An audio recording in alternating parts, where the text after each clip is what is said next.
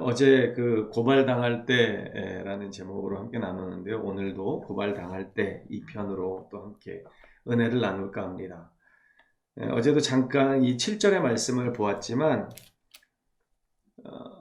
자기 자신을 고발하고 있는 것을 깨닫지 못했던 다윗은 대단히 양심적인 잣대로 하나님의 살아계심을 두고 맹세하면서 그 죄인은 죽어 마땅하다.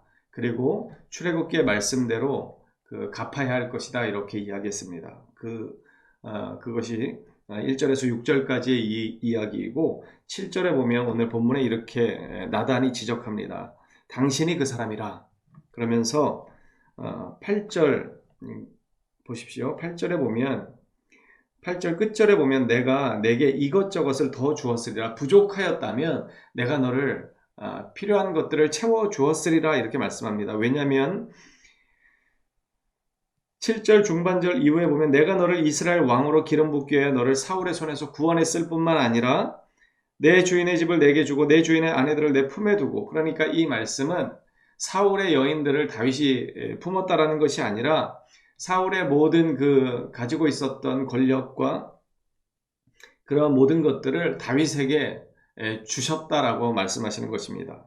그리고 이렇게 주었고 네가 만약에 필요했다라면, 부족했더라면 나에게 구하였으면 내가 더하여 주었을 것이다 라고 말씀합니다. 그럼에도 불구하고 9절에 보면 이렇게 말씀합니다.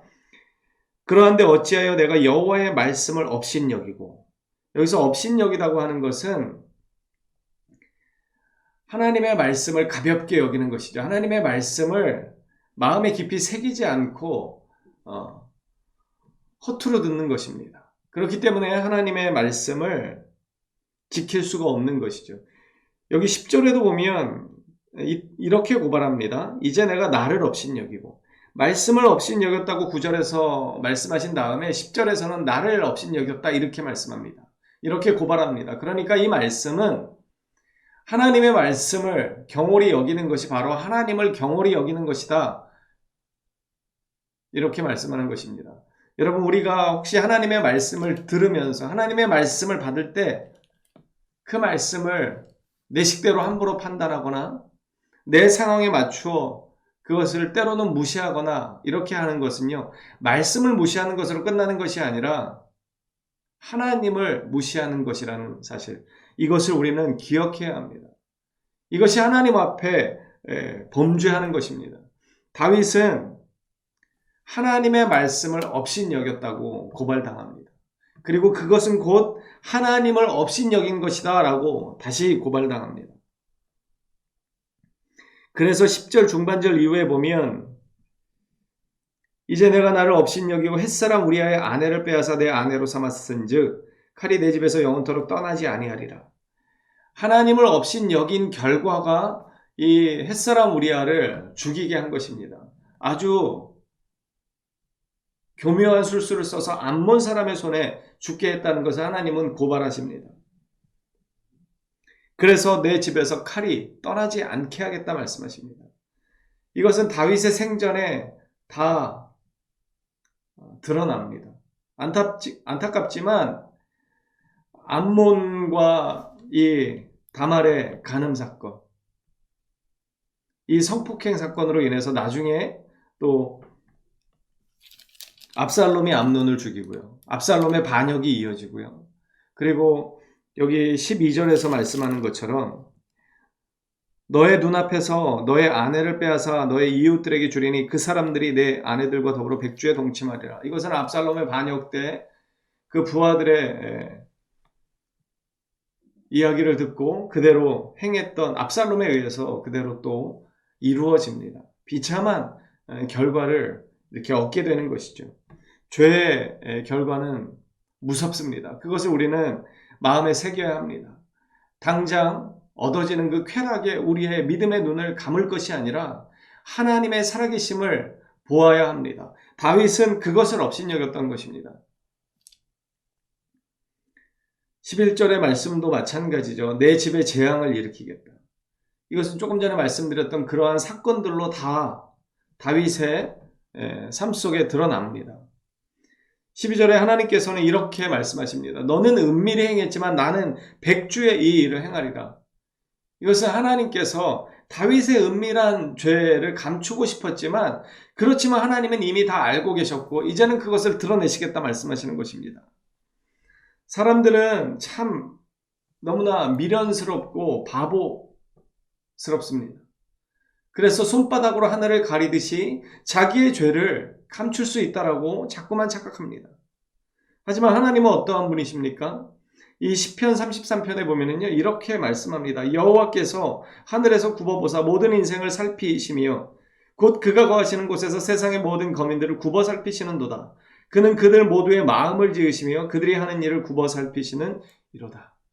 하나님께서 계속해서 굽어 살펴보신다 말씀합니다. 그러니까 우리의 모든 것들을 하나님은 다 알고 계시고 보고 계시는 창조주 하나님이심을 말씀하는 것입니다. 그렇기 때문에 하나님께서는 이 12절에서 그렇게 말씀하시는 것입니다. 너는 은밀히 행하였을지라도, 너는 감추고 싶었을지라도, 너는 다른 사람들에게 그것을 들키지 않았을지라도 내 눈앞에서는 그것을 절대로 감출 수 없다라고 말씀하는 것입니다. 여러분, 이것이 믿음의 사람의 자세이어야 합니다. 하나님은 언제나 살아계셔서 우리의 모든 것들을 보고 계시고 알고 계시다는 사실, 이 두려움 앞에 우리는 살아가야 합니다. 이것이 하나님을 경외하는 마음입니다. 하나님의 눈이 나를 보호하시는 것으로만 바라보시는 것이 아니라 나의 죄악을 또한 바라보고 계심을, 굽어 살펴보고 계심을 우리는 깨달아야 합니다. 이 깨달음을 온전히 얻을 때 우리는 믿음으로 살아갈 동력을 얻게 되는 것이고 그것이 바로 하나님을 경외하는 자의 마음의 자세입니다. 이 고발을 당할 때 다윗의 놀라운 점이 여기 있습니다. 13절의 말씀입니다. 다윗이 나단에게 이르되 내가 여호와께 죄를 범하였노라. 짧은 다윗의 고백이지만 이것은 그 어떠한 변명거리를 찾지 않는 다윗의 순수한 회개의 모습입니다. 그는 하나님의 말씀을 업신여겼던 것, 그리고 하나님을 업신여겼던 것에 대해서 변명하지 않습니다. 그래서 그는 이렇게 고백하는 것입니다.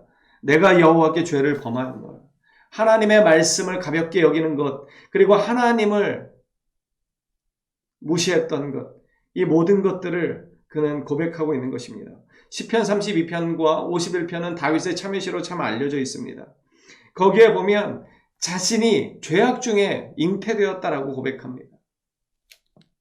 그래서 죄가 가려진 자는 복이 있다라고 그는 고백하고 있습니다.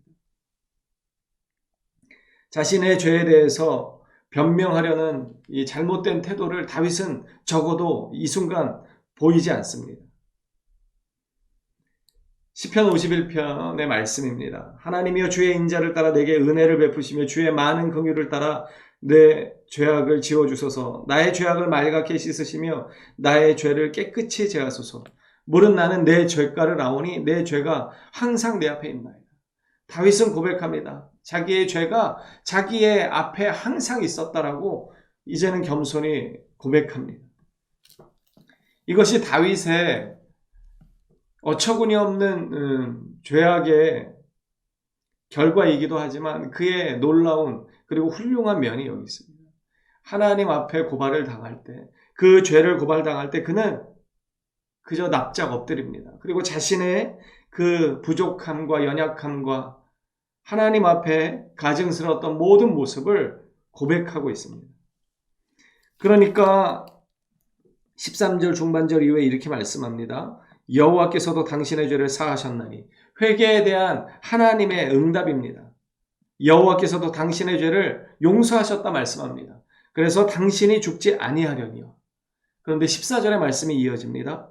이 일로 말미암아 여호와의 원수가 크게 비방할 거리를 얻게 하였으니, 믿음의 지도자가 이 죄악으로 인해서 하나님의 원수들이 비방할 거리를 얻게 하였으니까 이것이 큰 죄라는 것입니다. 그리고 그렇기 때문에 당신이 낳은 아이, 그 아이가 반드시 죽을 것이라. 여러분, 로마서 6장에 보면은요, 죄의 삭은 사망이요 하나님의 은사는 그리스도 안에 있는 영생이라고 말씀합니다. 죄의 삭은 사망이라는 것, 이것이 오늘 또 본문에 이렇게 고백되어져 있습니다. 선포되어져 있습니다. 히브리서 9장 22절의 말씀입니다. 율법을 따라 거의 모든 물건이 피로써 정결하게 되나니 피 흘림이 없은즉 사함이 없느니라. 여러분, 피의 대가가 반드시 있어야 합니다. 그래야만 죄가 사해지는 것입니다. 이것이 구약의 제사의 모든 정신이었습니다. 그리고 이것 때문에 예수님께서는 우리의 죄를 대신해 십자가에 지신 것입니다. 우리의 죄 때문에 예수님이 죽어주셨기 때문에 우리의 죄가 사해진 것입니다. 오늘 다윗의 죄로 인해서 다윗의 그 아들이 죽임을 당합니다. 이것이 하나님의 은혜이고 법칙입니다. 예수님께서 이 땅에 오셔서 십자가를 지신 이유가 무엇입니까? 우리의 죄 때문이었음을 우리는 다시 기억해야 합니다. 다윗이 용서받을 수 있었던 근거는 그가 하나님 앞에 납작 엎드린 회개의 결과이기도 하지만 그의 아들을 하나님께서 취하셨음을 잊지 않아야 합니다.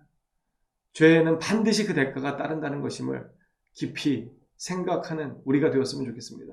그래서 예수님이 왜 십자가를 지셨는지를 다시금 마음에 새기고 죄가 얼마나 무서운 것인지 마음에 깊이 새기고 그래서 하나님 앞에 이제는 죄를 지으며 살아가는 자가 아니라 예수 그리스도의 그 은혜를 따라 살아가는 자로 그렇게 믿음의 길을 걸어가는 저와 여러분 되기를 간절히 소망합니다.